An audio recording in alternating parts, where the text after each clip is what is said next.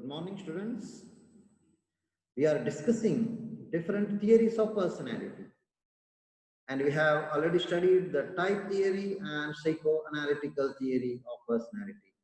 In today's class, let us discuss about the trait theory of personality, T-R-A-I-T, trait theory of personality.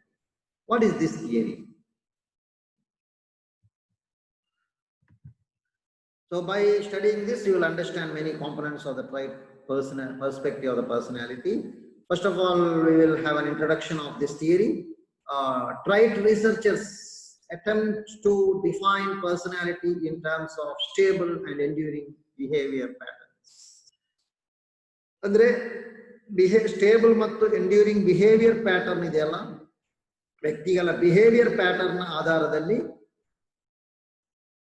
ಪರ್ಸನಾಲಿಟಿಯನ್ನು define ಮಾಡಲಿಕ್ಕೆ ಟ್ರೈಟ್ researchers ಶ್ರಮಿಸಿದ್ರು. ಟ್ರೈಟ್ನ ಆಧಾರದಲ್ಲಿ ಅಂತ ಹೇಳ್ಬೋದು, personality traits ಇದೆಯಲ್ಲ ಅದರ ಆಧಾರದಲ್ಲಿ they define the personality. The main psychologist linked to this theory is Gordon Allport. Gordon Allport is the main psychologist who propounded this theory. Trait theory says relatively little about the development or growth of personality. Personality ಹೇಗೆ grow ಆಗ್ತದೆ, develop ಆಗ್ತದೆ ಎಂಬುದರ ಬಗ್ಗೆ ಈ ಥಿಯರಿಯಲ್ಲಿ ತುಂಬಾ ಅಲ್ಪವೇ ಸ್ವಲ್ಪ ಏನೋ ಹೇಳ್ತಾರೆ ಅಷ್ಟೇ. But instead it emphasises measuring and identifying difference among the personalities. ಪರ್ಸನಾಲಿಟಿಯ ನಡುವೆ ಡಿಫರೆನ್ಸ್ ಇರ್ತದಲ್ಲ ಅದನ್ನ ಅಳೆಯಲಿಕ್ಕೆ, ಅದನ್ನ ಎಕ್ಸ್ಪ್ಲೈನ್ ಮಾಡಲಿಕ್ಕೆ ಅವರು ಹೆಚ್ಚು ಶ್ರಮಿಸ್ತಾರೆ. ಓಕೆ, ಮೆಜರ್ ಮಾಡೋದು ಡಿಫರೆನ್ಸ್ ಅಮಾಂಗ್ ದ ಪರ್ಸನ್, ಎರಡು ಟೈಪಿನ ಪರ್ಸನಾಲಿಟಿ ನಡುವೆ ಏನು ಡಿಫರೆನ್ಸ್ ಇರ್ತದೆ. ಅದೇ ರೀತಿ how to measure the difference, ಆ ಡಿಫರೆನ್ಸ್ ಅನ್ನು personality identify the difference among the personality ಮತ್ತು ಮೆಜರಿಂಗ್ ದ ಪರ್ಸನಾಲಿಟಿ ಅಥವಾ ಮೆಜರಿಂಗ್ ದ ಪರ್ಸನಾಲಿಟಿ ಟ್ರೈಟ್ಸ್ ಅಂತ ಹೇಳ್ಬೋದು. Allport concluded to describe personality in terms of the fundamental traits. ಕೆಲವೊಂದು fundamental traits ಇದೆಯಲ್ಲ ಅದರ ಆಧಾರದಲ್ಲಿ ಅವನು ಡಿಸ್ಕ್ರೈಬ್ ಮಾಡಲಿಕ್ಕೆ ಅವರು ಶ್ರಮಿಸಿದ್ರು. ಟ್ರೈಟ್ ಅಂದ್ರೆ ಏನು? You should know first of all trait, isn't it? We have studied our different personality traits in one of the video. Trait is an enduring characteristics of a person. ಅದೊಬ್ಬ ವ್ಯಕ್ತಿಯಲ್ಲಿರುವಂತಹ ಒಂದು characteristics ಅದು, in which he or she differs from another. ಅದರ ಮೂಲಕ ಅವನು ಇನ್ನೊಬ್ಬನಿಂದ different ಆಗಿರ್ತಾನೆ. ಅರ್ಥ ಇದಲ್ವಾ? Trait may be defined as any distinguishable, relatively enduring way in which one individual may differ from another. ಅಂದ್ರೆ ಒಬ್ಬ ವ್ಯಕ್ತಿ ಇನ್ನೊಬ್ಬ ವ್ಯಕ್ತಿಯಿಂದ ಯಾವ ರೀತಿಯಲ್ಲಿ ಡಿಫರೆಂಟ್ ಆಗಿರ್ತಾನೆ, ಒಬ್ಬ ವ್ಯಕ್ತಿ ಇನ್ನೊಬ್ಬ ವ್ಯಕ್ತಿಯಿಂದ ಡಿಸ್ಟಿಂಗ್ವಿಶ್ ಯಾವ ರೀತಿಯಲ್ಲಿ ಆಗ್ತಾನೆ ಎಂಬುದನ್ನು ಟ್ರೈಟ್ ಅಲ್ಲಿ ಟ್ರೈಟ್ ಅಂತ ಹೇಳ್ಬೋದು. ಕ್ಲಿಯರ್ ಆಯ್ತಲ್ಲ? ಡಿಸ್ಟಿಂಗ್ವಿಶ್, ಇಬ್ಬರು ವ್ಯಕ್ತಿಗಳನ್ನ ನಮಗೆ ಡಿಸ್ಟಿಂಗ್ವಿಶ್ ಮಾಡ್ಲಿಕ್ಕೆ ಆಗುತ್ತೆ. ಅದನ್ನ ನಾವು ಏನು ಹೇಳ್ಬಹುದು ಅಂದ್ರೆ ಟ್ರೈಟ್ ಅಂತ ಹೇಳ್ಬಹುದು. ಟ್ರೈಟ್ ಕನ್ನಡದಲ್ಲಿ ಲಕ್ಷಣ, ಒಬ್ಬ ವ್ಯಕ್ತಿಯ ಫೀಚರ್ಸ್, ಹೀಗೆಲ್ಲ ನಾವು ಟ್ರೈಟ್ಗೆ ಹೇಳ್ಬಹುದು. ಆ ಡಿಫರೆನ್ಸ್ ಅಂದ್ರೆ ಒಬ್ಬ ವ್ಯಕ್ತಿಯಲ್ಲಿ ಡಿಫರೆನ್ಸ್ ಇರ್ಬೇಕು, ಎಲ್ಲರಲ್ಲಿ ಇರುವುದೇ ಅವನಲ್ಲಿ ಅದೇ ಲಕ್ಷಣ ಅವನಲ್ಲಿ ಇದ್ರೆ ಅದಕ್ಕೆ ಟ್ರೈಟ್ ಅಂತ ಹೇಳಲಿಕ್ಕೆ ಆಗಲ್ಲ. ಸೊ ಡಿಸ್ಟಿಂಗ್ವಿಷೇಬಲ್ ಒಂದು ಲಕ್ಷಣ. ಎರಡನೆಯದ್ದು ರಿಲೇಟಿವ್ಲಿ ಎಂಡ್ಯೂರಿಂಗ್ ಆಗಿರ್ಬೇಕು, ಶಾಶ್ವತವಾಗಿ ನಿರಂತರವಾಗಿ ಅವನಲ್ಲಿ ಇರುವಂತದ್ದಾಗಿರ್ಬೇಕು, ಎಂಡ್ಯೂರಿಂಗ್ ಆಗಿರ್ಬೇಕು. Distinguishable and enduring, relative enduring way in which one may differ, one individual may differ from another. ಒಬ್ಬ ವ್ಯಕ್ತಿ ಇನ್ನೊಬ್ಬ ವ್ಯಕ್ತಿಯಿಂದ ಆ ಮೂಲಕ ಅವನು ಡಿಫರೆಂಟ್ ಆಗಿರ್ತಾನೆ. There are some key assumptions. Trait theory, three main assumptions are there. According to these assumptions, this theory explains the personality based on this assumption. First assumption, trait though common to many individuals. Trait ಎಂಬುದು ಅದು ಹಲವು ವ್ಯಕ್ತಿಗಳಲ್ಲಿ common ಆಗಿರಬಹುದು ಅಲ್ವಾ? ಈಗ ಇಂಟ್ರೋವರ್ಷನ್ ಅಂತ ಹೇಳುವಾಗ ಹಲವು ಜನರು ಆ ರೀತಿ ಇರ್ತಾರೆ. ಶೈಯಿಂಗ್ ಬಿಹೇವಿಯರ್ ಅಂತ ಹೇಳುವಾಗ, ಶೈಯಿಂಗ್ ಎಂಬ ಟ್ರೈಟ್ ಅಂತ ಹೇಳುವಾಗ ಹಲವಾರು ಶೈಯಿಂಗ್ ಫೀಚರ್ ಇರ್ತಾರೆ. But may vary in absolute terms between the people. ಆ ಶೈನೆಸ್ ಇದೆಯಲ್ಲ ಎಲ್ಲರಲ್ಲೂ ಒಂದೇ ರೀತಿಯ ಶೈನೆಸ್ ಅಲ್ಲ. ಒಬ್ಬ ನಾಚಿಕೆ, ಲಜ್ಜೆ ಒಂದು ರೀತಿಯಲ್ಲಿ ಇದ್ರೆ ಇನ್ನೊಬ್ಬನ ಲಜ್ಜೆ ಇನ್ನೊಂದು ರೀತಿ ಇರ್ತದೆ. Thing is shyness. ನರ್ವಸ್ ಅಂತ ಒಂದು ಲಕ್ಷಣ ಇದೆ. All are nervous in the same way? No. Nervousness is different among the different people. So That is the first assumption. Second assumption, traits are usually stable. Trait ನನ್ನಲ್ಲಿ ಒಂದಿದ್ರೆ ಅದು ಸಾಮಾನ್ಯವಾಗಿ ಒಂದೇ ರೀತಿ stable ಆಗಿರ್ತದೆ and have fairly universal effect on the behavior. ನನ್ನ behaviour ನ ಮೇಲೆ irrespective of the environment, ಪರಿಸರ ಏನು ಅದರ ಮೇಲೆ ಪ್ರಭಾವ ಬೀರುತ್ತೆ, ಪರಿಸರ ಯಾವುದಿದ್ದು ಆ ಟ್ರೈಟ್ ನನ್ನಲ್ಲಿ ಇರ್ತದೆ ಅಂತ ಸ್ಟೇಬಲ್ ಆಗಿರ್ತದೆ. ನನ್ನಲ್ಲಿ ಅದು ಶೈಯಿಂಗ್ ಬಿಹೇವಿಯರ್ ಇದ್ರೆ ಅದು ಯಾವಾಗ್ಲೂ ನನ್ನಲ್ಲಿ ಇರ್ತದೆ ಅಂತ ಹೇಳಿ. ಅದು ಅಷ್ಟೊಂದು ಅದೊಂದು ಅಸಂಪ್ಷನ್, ಯಾವಾಗ್ಲೂ ಆಗಿರ್ಬೇಕಂತ ಏನಿಲ್ಲ. ಆದ್ರೆ ಈ ಥಿಯರಿಯನ್ನ ಪ್ರೂವ್ ಮಾಡ್ಬೇಕಾದ್ರೆ ಆ ಅಸಂಪ್ಷನ್ ಬೇಕಾಗುತ್ತೆ, based on the assumption. Third one is, it is possible to infer about the traits by measuring behavioral indicators. Behavior, ಒಬ್ಬನ ಬಿಹೇವಿಯರ್ ಇದೆಯಲ್ಲ, ಆ ಬಿಹೇವಿಯರ್ ಅವನ ಟ್ರೈಟ್ ಅನ್ನು ಇಂಡಿಕೇಟ್ ಮಾಡ್ತದೆ. Behavioral indicators ಅನ್ನು ನೋಡಿಕೊಂಡು we can come to a conclusion, we can make an inference that about the traits. ಇವನ ಟ್ರೈಟ್ ಹೀಗಿದೆ ಅಂತ ಹೇಳ್ಬೋದು. ಒಬ್ಬ ನರ್ವಸ್ ಅಂತ ಹೇಳುವಾಗ ಅವನ ನರ್ವಸ್ ಅಂತ ಹೇಗೆ ಹೇಳುದು, ಅವನ ಮನಸ್ಸಿನೊಳಗೆ ನೋಡಿ ಅಲ್ಲ, ಅವನು ಯಾವ ರೀತಿ ಬಿಹೇವ್ ಮಾಡ್ತಾನೆ, how he behaves when certain situation comes, how he behaves, accordingly it will be determined. Okay, now the trait theory of personality ಬಗ್ಗೆ ಇನ್ನು ಹೇಳಬೇಕಾದ್ರೆ ಇದು assumption ಹೇಳಿದ್ರೆ ನಾವು ಥಿಯರಿ ಬಗ್ಗೆ ಒಂದೊಂದೇ ವಿಷಯ ಕಲಿತಾ ಹೋಗುವ. Allport was also concerned less with explaining the individual traits than with describing them. ಅವನು ಇಂಡಿವಿಜುವಲ್ ಟ್ರೈಟ್ಸ್ ಅನ್ನ ಎಕ್ಸ್ಪ್ಲೈನ್ ಮಾಡುವ ಬದಲು ಅವನು ಅದರಲ್ಲಿ ಏನ್ ಮಾಡ್ತಾ ಇದ್ದ, ಅದನ್ನ ಡಿಸ್ಕ್ರೈಬ್ ಮಾಡ್ತಿದ್ದ, ವರ್ಣನೆ ಮಾಡ್ತಾ ಇದ್ದ. ಸುಮ್ಮನೆ ವಿವರಿಸುವುದಲ್ಲ, ಅದನ್ನ ವರ್ಣನೆ ಮಾಡಿ ಎಕ್ಸ್ಪ್ಲೈನ್ ಮಾಡ್ತಾ ಇದ್ದ. He described the people using broad personality traits that signal one most noteworthy trait and its associated characteristics. ತುಂಬಾ ಟ್ರೈಟ್ಸ್ ಅನ್ನ ಲಿಸ್ಟ್ ಹೇಳುವ ಬದಲು he described the people using broad personality traits, ವಿಶಾಲವಾದಂತಹ ಕೆಲವೊಂದು ಪರ್ಸನಾಲಿಟಿ ಟೈಪ್ಸ್ ಇದೆಯಲ್ಲ, type of personality, ಅದನ್ನ describe ಮಾಡಿ that signal one's noteworthy trait, ಅದು ಒಬ್ಬ ವ್ಯಕ್ತಿಯ ಪ್ರಮುಖವಾದಂತಹ ಟ್ರೈಟ್ ನಡೆಗೆ ಸಿಗ್ನಲ್ ಕೊಡ್ತಾ ಇರ್ತದೆ, and its associated characteristics, ಮತ್ತು ಅದರ ಅನುಬಂಧವಾದಂತಹ ಏನು ಕ್ಯಾರೆಕ್ಟರಿಸ್ಟಿಕ್ಸ್ ನ ಮೇಲೆ ಆ ರೀತಿ ಅವನು ಎಕ್ಸ್ಪ್ಲೈನ್ ಮಾಡ್ತಾ ಇದ್ದ. And that is what this Allport has explained. Now Myers and Briggs type indicator, ಇಬ್ಬರು ಒಂದು ಇಂಡಿಕೇಟರ್ ಕೊಟ್ಟಿದ್ದಾರೆ. This test, ಇವರದು ಒಂದು test, personality test. This test attempts to sort people according to Carl Jung's personality types. Carl Jung ಒಂದು personality types ಅನ್ನ explain ಮಾಡಿದ್ದು. I will explain that later. ಒಂದು topic ಬರ್ತದೆ, next ಒಂದು ಥಿಯರಿಯಲ್ಲಿ ಬರ್ತದೆ, ಅವನ ಥಿಯರಿ ಒಂದಿದೆ. Based on the responses to 126 questions. ಈ ಥಿಯರಿ ಹೇಗೆ ಯಾವುದರ ಬೇಸ್ ಇದೆ ಅಂದ್ರೆ ಕಾರ್ಲ್ ಜಂಗ್ಸ್ ಪರ್ಸನಾಲಿಟಿ ಟ್ರೈಟ್ಸ್ ಇದೆ, ಅದರ ಬೇಸ್ ಅಲ್ಲಿ ಇದೆ. ಅದು 126 ಕ್ವಶನ್ಸ್ ಕೇಳಿ ಅದರ ಪ್ರಕಾರ ಆ ಪ್ರಶ್ನೆಗೆ ಉತ್ತರ ಸಿಕ್ಕಿದ ಆಧಾರದಲ್ಲಿ ಅವನು ಪರ್ಸನಾಲಿಟಿ ಟೈಪ್ ಅನ್ನು ಡಿವೈಡ್ ಮಾಡಿದ್ದಾನೆ. ಇನ್ಕ್ರೆಡಿಬಲಿ ಏನು ಪಾಪ್ಯುಲರ್ ಟೆಸ್ಟ್ ಅಂತ ಹೇಳ್ಬೋದು ಇದನ್ನ. ಈ ಮೇಯರ್ ಬ್ರಿಗ್ಸ್ ಟೈಪ್ ಇಂಡಿಕೇಟರ್ ಅಂದ್ರೆ ತುಂಬಾ ಪಾಪ್ಯುಲರ್ ಆದ ಟೆಸ್ಟ್ ಅದು. ಯಾಕಂದ್ರೆ it is taken by 2.5 million Americans per year. 2.5 million Americans ಈ ಟೆಸ್ಟ್ ಗೆ ಒಳಪಡ್ತಾರೆ. ಈ ಟೆಸ್ಟ್ ಅನ್ನ ಏನ್ ಮಾಡ್ತಾರೆ, ತೆಗಿತಾರೆ. And used by 89 of the 100 largest corporation in USA. ಅಂದ್ರೆ 89% ದೊಡ್ಡ ದೊಡ್ಡ ಕಂಪನಿಗಳು ಈ ಟೆಸ್ಟ್ ಅನ್ನು ಯೂಸ್ ಮಾಡ್ತಾರೆ. ಮೈಯರ್ಸ್ ಬ್ರಿಗ್ಸ್ ಟೈಪ್ ಇಂಡಿಕೇಟರ್ ಅನ್ನ ಯೂಸ್ ಮಾಡ್ತಾರೆ. A National Research Council report noted, however, that despite the test's popularity, there is an absence of proven scientific.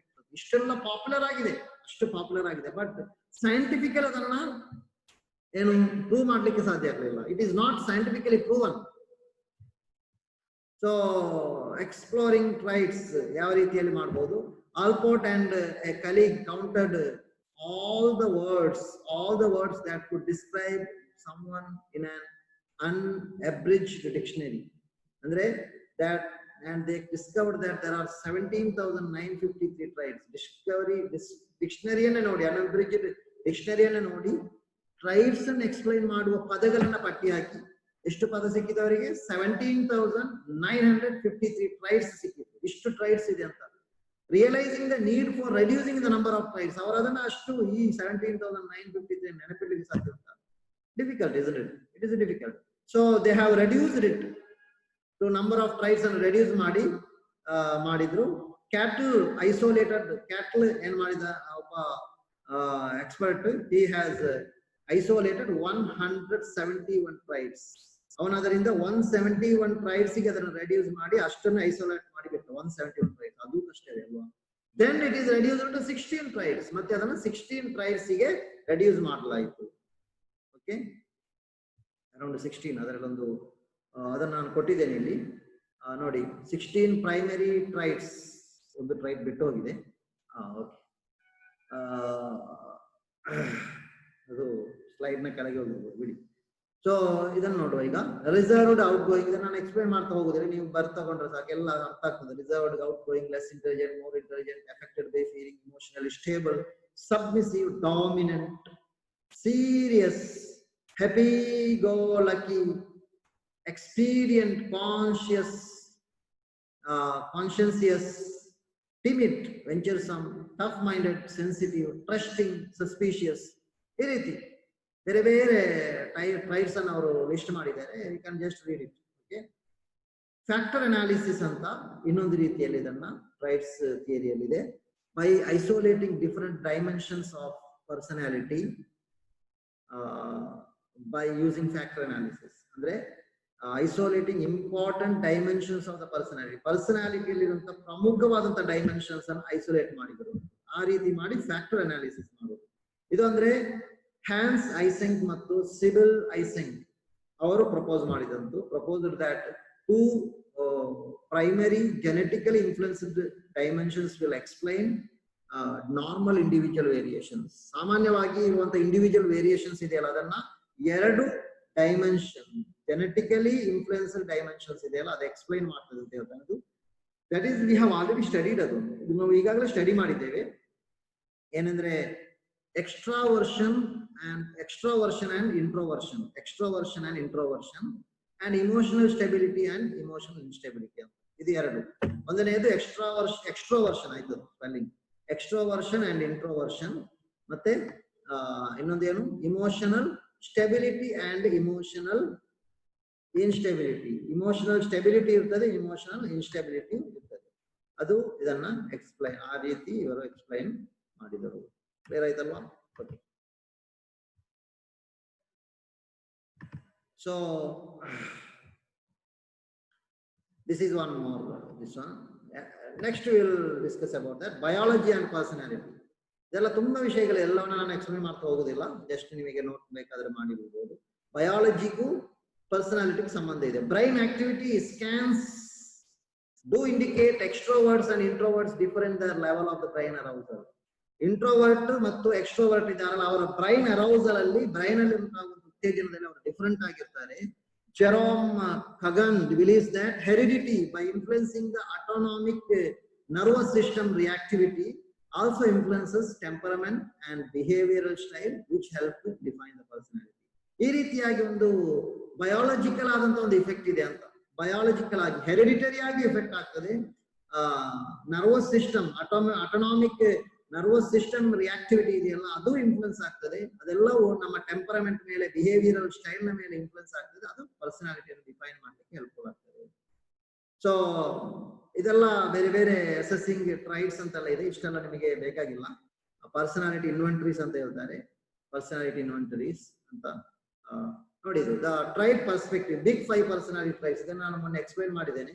ನ್ಯೂರಾಟಿಸಿಸಮ್, ಎಕ್ಸ್ಟ್ರಾವರ್ಷನ್, openness, ಅಗ್ರಿಯೇಬಲ್ನೆಸ್, ನಾರ್ಸಿಸಮ್ ಅಂತ ಹೇಳ್ತಾರೆ ಅದಕ್ಕೆ, ಮತ್ತೆ ಕಾನ್ಶಿಯಸ್ನೆಸ್, ಅಗ್ರಿಯೇಬಲ್ನೆಸ್ ಮತ್ತೆ consciousness. This is already explain. Okay, this are the 5 big 5 factors ಅಂತ ಹೇಳ್ತೇವೆ. Okay, these 5 appear to be stable in adulthood. ಇದು adulthood ಅಲ್ಲಿ stable ಆಗಿರ್ತದೆ. Substantially ಹೆರಿಟೇಬಲ್, applicable to all cultures and good predictor of the other personal attributes. ಅಂದ್ರೆ ಎಲ್ಲಾ culture ನವರಲ್ಲಿ ಇದನ್ನ ಕಾಣಬಹುದಂತ. ಸಬ್ಸ್ಟಾನ್ಷಿಯಲಿ ಅದಕ್ಕೆ ಎಲ್ಲರಲ್ಲೂ ಕಾಣ್ತದೆ, ಕಾಣುವಂತ ಒಂದು ಅಪ್ಲಿಕೇಬಲ್ ಆಗ್ತದೆ ಅಂತ ಒಂದು 5 ಟ್ರೈಟ್ಸ್ ಅನ್ನು ಎಕ್ಸ್ಪ್ಲೈನ್ ಮಾಡಿದ್ದಾರೆ. That I already explained. Evaluating the trait perspective, ಈಗ ನೋಡಿ ಇದನ್ನ ಹೇಗೆ ಕ್ರಿಟಿಸಿಸಮ್ ಮಾಡಿದ್ದಾರೆ. Critics of the trait perspective point out that although people's general traits may persist over time, their specific behavior varies from situation to situation as their inner disposition interact with a particular environment. ಇದು ನಾನು ಆಗ ಹೇಳಿದೆ, assumption ಹೇಳುವಾಗ ಏನಂದ್ರೆ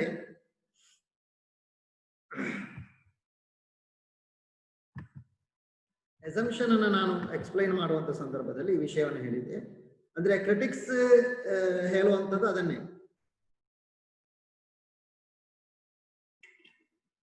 means ಅಲ್ಲಿ ಅವರ ಒಂದು assumption ಇದೆ ಏನಂದ್ರೆ ಪರ್ಸನಾಲಿಟಿ ಟ್ರೈಟ್ ಸ್ಟೇಬಲ್ ಆಗಿರ್ತದೆ ಅಂತ. ಅದಾಗ್ಲಿಕ್ಕೆ ಸಾಧ್ಯ ಇಲ್ಲ ಅಲ್ವಾ. General traits May persist over time, ಸ್ವಲ್ಪ ಟೈಮ್ ವರೆಗೆ ಆಗಿರ್ಬೋದು, ಆದ್ರೆ ಸಿಚುವೇಶನ್ ಮೇಲೆ ಬದಲಾಗುವುದಿಲ್ಲ ಅಂತ ಒಂದು ಅಸಂಪ್ಷನ್ ಈ ಥಿಯರಿಯಲ್ಲಿ ಇದೆ. ಅದು ತಪ್ಪು. Specific behaviour varies from situation to situation ಅಲ್ವಾ. ಬಿಹೇವಿಯರ್ ಸಿಚುವೇಶನ್ ಗೆ ಹೊಂದಿಕೊಂಡು ಬದಲಾಗ್ತಾ ಇರ್ತದೆ. Traits are not good predictors of the behaviour. ಇನ್ನೊಂದು ಅಂದ್ರೆ ಟ್ರೈಟ್ಸ್ ಮೂಲಕ ಒಬ್ಬನ ಪರ್ಸನಾಲಿಟಿನ ಅಳೆಯಲಿಕ್ಕೆ ಸಾಧ್ಯ ಇಲ್ಲ ಅಂತ ಕ್ರಿಟಿಸಿಸಮ್ ಇದೆ ಈ ಥಿಯರಿಯಲ್ಲಿ. Trait theorist apply to these criticism that reply ಏನ್ ಮಾಡ್ತಾರೆ ಅಂದ್ರೆ ಈ ಥಿಯರಿ ಟ್ರೈಟ್ ಥಿಯರಿಸ್ಟ್ಗಳು ಇದಕ್ಕೆ ಯಾವ ರೀತಿಯಲ್ಲಿ ರಿಪ್ಲೈ ಮಾಡ್ತಾರೆ ಅಂದ್ರೆ a person despite this variation ಹೌದು ಅವ್ರು ಹೋಗ್ತಾರೆ. A person's average behaviour across many different situation tend to be fairly consistent ಅಂತ ಅವ್ರು ಕೊಡುವಂತ ಉತ್ತರ. ಅಂದ್ರೆ ಹೌದು ಡಿಫರೆಂಟ್, ಹೌದು ಮನೆಯಲ್ಲಿ ಇರುವಾಗೆ ಕಾಲೇಜಲ್ಲೂ ಇರಲ್ಲ, ಕಾಲೇಜಲ್ಲಿ ಇರುವಾಗೆ ಬಸ್ ಸ್ಟ್ಯಾಂಡ್ ಅಲ್ಲಿ ಇರಲ್ಲ ನಿಮ್ಮ ಬಿಹೇವಿಯರ್. ಒಂದು ರೇಷನ್ ಶಾಪಿಗೆ ಹೋದ್ರೆ ಅಲ್ಲಿ ಆಗಿರಲ್ಲ, ಬಸ್ಸಲ್ಲಿ ಹೋಗುವಾಗ ಆ ರೀತಿ ಇರುವುದಿಲ್ಲ. That is right. But average behaviour ಇದೆಯಲ್ಲ, ಒಂದು ಎವರೇಜ್ ಆಗಿ ಓವರ್ ಆಲ್ ಬಿಹೇವಿಯರ್ ನೋಡುವಾಗ ಅದು ಫ್ಯಾರ್ಲಿ ಕನ್ಸಿಸ್ಟೆಂಟ್ ಆಗಿರ್ತದೆ ಅಂತ ಹೇಳ್ತಾರೆ. Okay, so expressive styles, animation, manner of the speaking, gestures ಇದೆಲ್ಲ ಡೆಮಾನ್ಸ್ಟ್ರೇಟ್ ಮಾಡ್ತದೆ how consistent traits can be despite the situation. ಅವರು ಅದಕ್ಕೆ ಕೊಡುವಂತಹ ಉತ್ತರ ಇದೆಲ್ಲ ಅಂದ್ರೆ ಎಕ್ಸ್ಪ್ರೆಸಿವ್, ನಾವು ಎಕ್ಸ್ಪ್ರೆಷನ್ ಮಾಡುವ ಸ್ಟೈಲ್, ನಮ್ಮ ಅನಿಮೇಷನ್, ನಮ್ಮ ಬಿಹೇವಿಯರ್ ಅಲ್ಲಿ ಇರುವಂತಹ ಗೆಸ್ಚರ್ಸ್ ಎಲ್ಲ, ಮ್ಯಾನರ್ ಆಫ್ ಸ್ಪೀಕಿಂಗ್ ಇದನ್ನೆಲ್ಲ ನಾವು ಕನ್ಸಿಸ್ಟೆಂಟ್ ಇದೆ ಅಂತ ಅವ್ರು ಹೇಳ್ತಾರೆ. Observers have been able to judge expressiveness in video snippets as short as 2 seconds long. ಅಂದ್ರೆ ವಿಡಿಯೋ ಮಾಡಿ ಅವರು ಅದನ್ನ ಪ್ರೂವ್ ಮಾಡಿದ್ದಾರೆ ಆ ರೀತಿ ಕನ್ಸಿಸ್ಟೆಂಟ್ ಇರ್ತದೆ ಅಂತ. ಸೊ ಇದೆಲ್ಲ ಟ್ರೈಟ್ ಥಿಯರಿ ಬಗ್ಗೆ ತುಂಬಾ ಬ್ರೀಫ್ ಆಗಿಲ್ಲ, ಹೆಚ್ಚು ವಿವರಣೆ ಕೊಡ್ಲಿಲ್ಲ, ಒಂದು ಮೀಡಿಯಂ ಲೆವೆಲ್ ಅಲ್ಲಿ ನಾನು ಎಕ್ಸ್ಪ್ಲೈನ್ ಮಾಡಿದ್ದೇನೆ. ಎನಿ ಡೌಟ್, ಯಾವುದಾದ್ರೂ ಡೌಟ್ ಬಂದ್ರೆ ಕೇಳಬಹುದು, ನೋ ಪ್ರಾಬ್ಲಮ್. ಎಲ್ಲವನ್ನ ನೋಟ್ ಮಾಡಿ ಇಡಿ, ಅರ್ಥ ಆಗದಿದ್ರೆ ಕೇಳಿ. ಓಕೆ, ಇನ್ನೂ ಒಂದೆರಡು ಥಿಯರಿ ಇದೆ, ಅದನ್ನ ನೆಕ್ಸ್ಟ್ ಕ್ಲಾಸಲ್ಲಿ ಮುಗಿಸುವ. Thank you all.